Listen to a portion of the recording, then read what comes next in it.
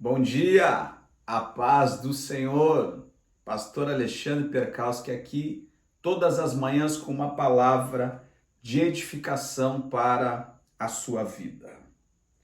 Eu quero abordar um assunto que eu entendo que é de suma importância. Compreendo também que estamos vivendo um período de batalha espiritual e nós precisamos alertar a igreja, as pessoas e a instruí-las referente a um assunto que é de suma importância para quem quer ter êxito em tudo o que faz. Hoje eu quero meditar com você, nesses poucos minutos, na Epístola de Tiago, capítulo 5, e o versículo 16, que nos diz assim: Confessai as vossas culpas uns aos outros, e orai uns pelos outros, para que possais ser curados. A oração eficaz e fervorosa de um homem justo vale muito. A importância de confessarmos as nossas culpas, primeiramente. De ter alguém para compartilhar as nossas debilidades, as nossas vulnerabilidades, as nossas transgressões. Mas de repente, você me diz o seguinte: Pastor Alexandre, não tenho ninguém para compartilhar as minhas debilidades, as minhas fraquezas, os meus problemas, as minhas dificuldades. Aí eu te pergunto, você está congregando? Você tem pastor? Você tem pessoas de confiança, obreiros qualificados, a fim de fazerem uma escuta atenta e esta sem julgamento, sem interrupção? Primeiramente, eu me formei na Faculdade Zeste de São Leopoldo como teólogo. E lá nós desenvolvemos uma disciplina chamada ética.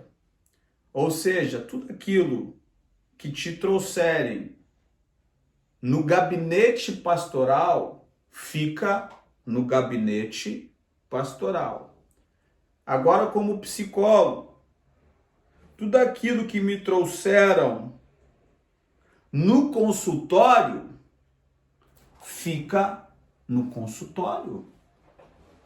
Se as pessoas te procuraram, é porque elas confiam em você. Aí a necessidade de você manter um sigilo, de você manter essa confiança. Se a pessoa te confiou, te procurou para compartilhar uma debilidade, uma vulnerabilidade, um problema, uma preocupação, uma fraqueza, uma culpa, mantenha sigilo. Não exponha as pessoas. É por isso que muitas pessoas vão procurar um psicólogo a fim de terem uma segurança. Porque ninguém quer que os seus pecados, que as suas fragilidades sejam expostas no primeiro jornal da igreja. Então, muitas vezes, membros de igrejas precisam procurar um profissional da área da saúde, como um psicólogo, a fim de ter uma escuta, a fim de não sofrer mais com os seus monstros internos.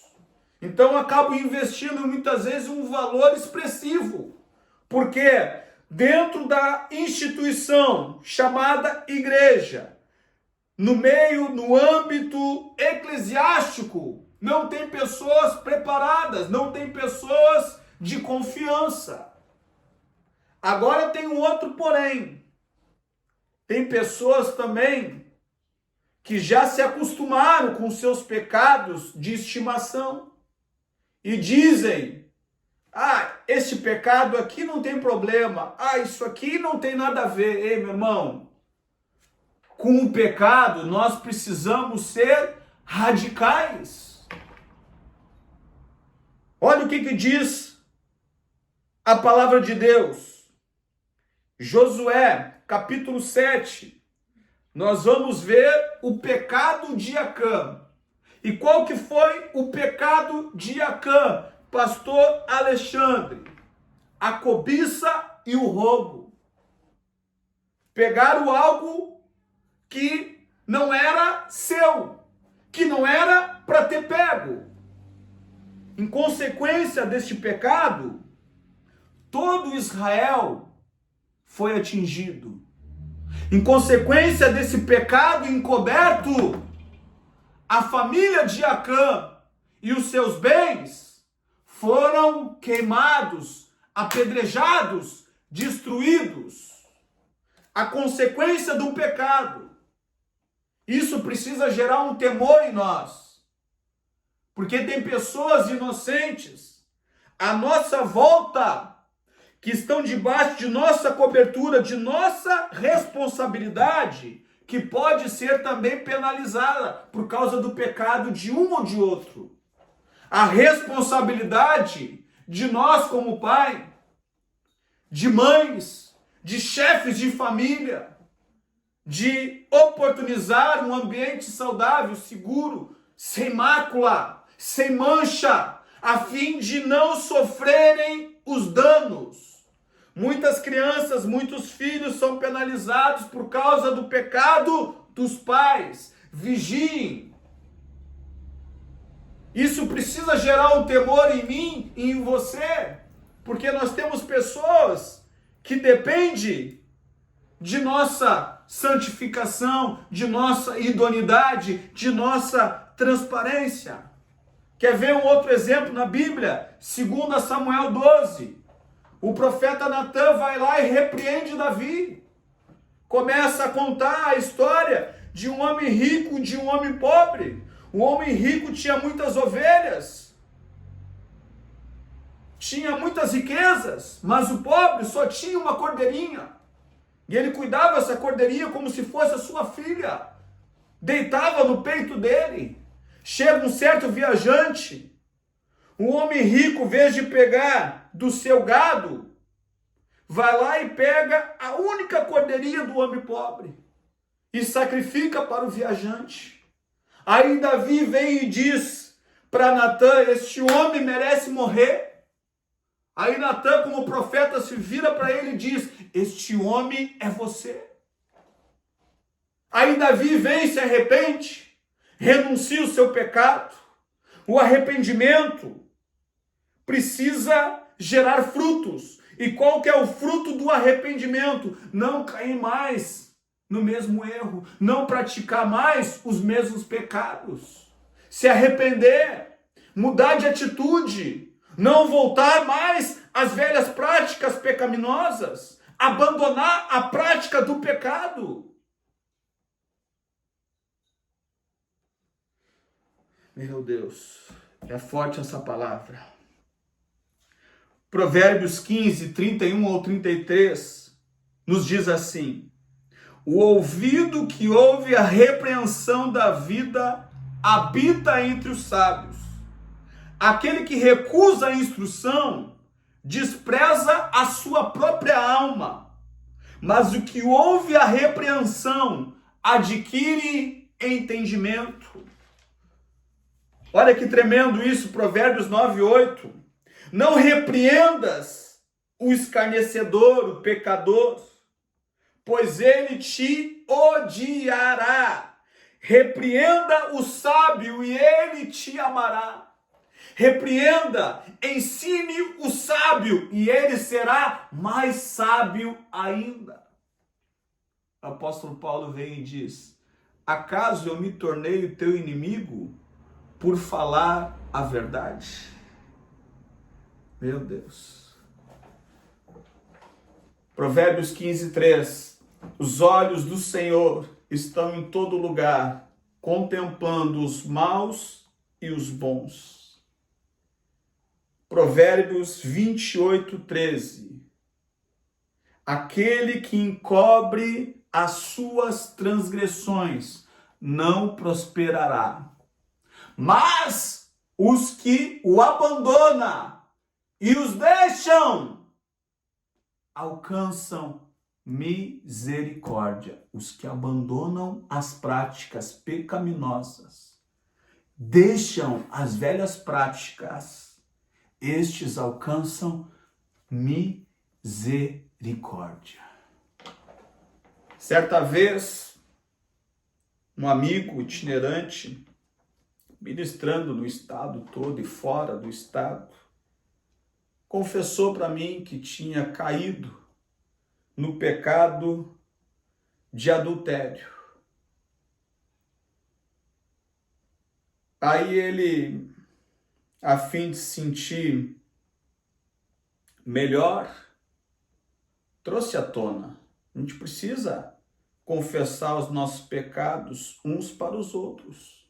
E quando ele me trouxe à tona, eu fiz a seguinte pergunta: você já confessou para a sua esposa? E ele disse não. Se eu fizer isso, eu vou acabar com a minha família.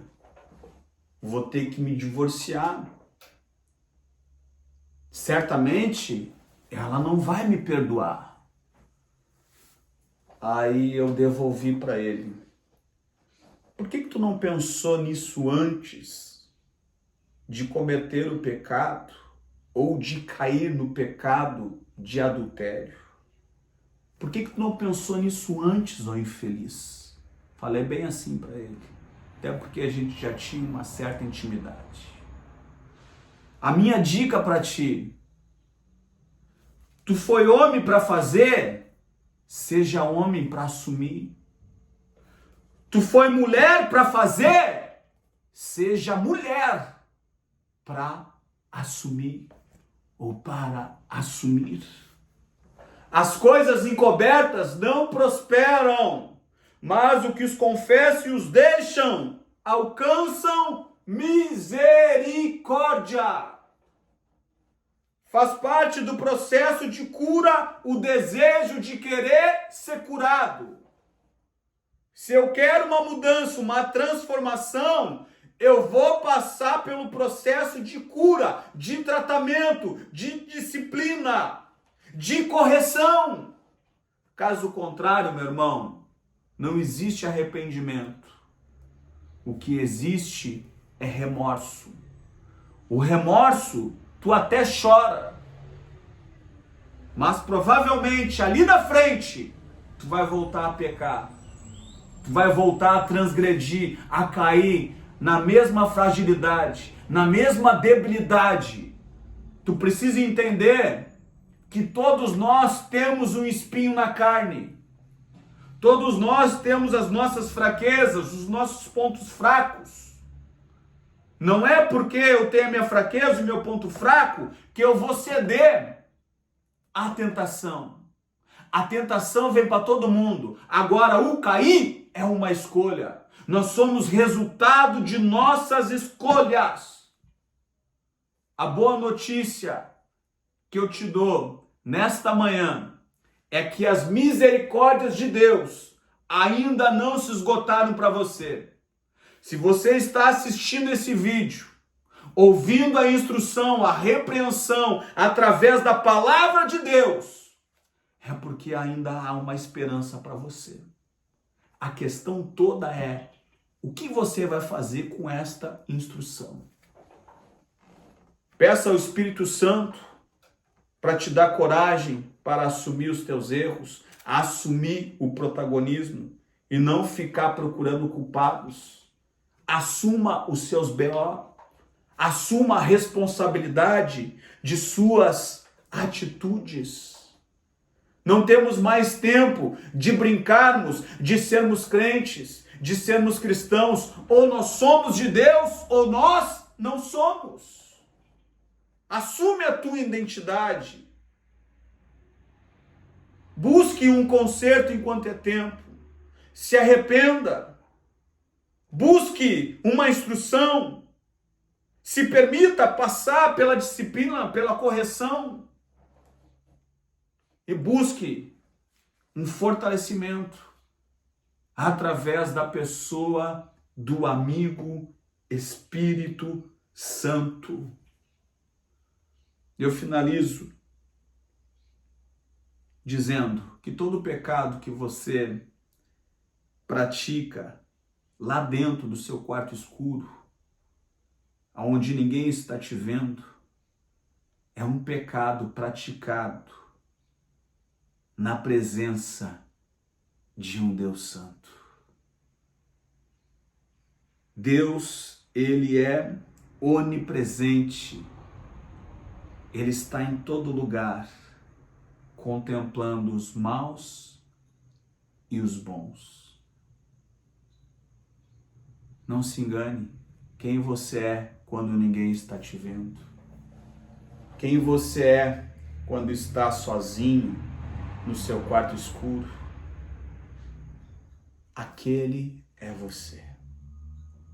Peça misericórdia para Deus. Que esta palavra possa servir de reflexão.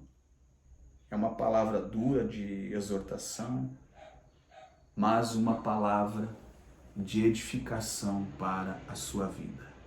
Que Deus tenha misericórdia de mim, que Deus tenha misericórdia de você e que nós venhamos a nos despertar enquanto é tempo para uma vida de renúncia, de abandono, de confissão, de correção, de tratamento, a fim de não sermos pegos de surpresa, porque Jesus está voltando e ele vai vir buscar uma igreja, esta sem ruga, sem mácula. Amém? Que Deus abençoe o seu dia.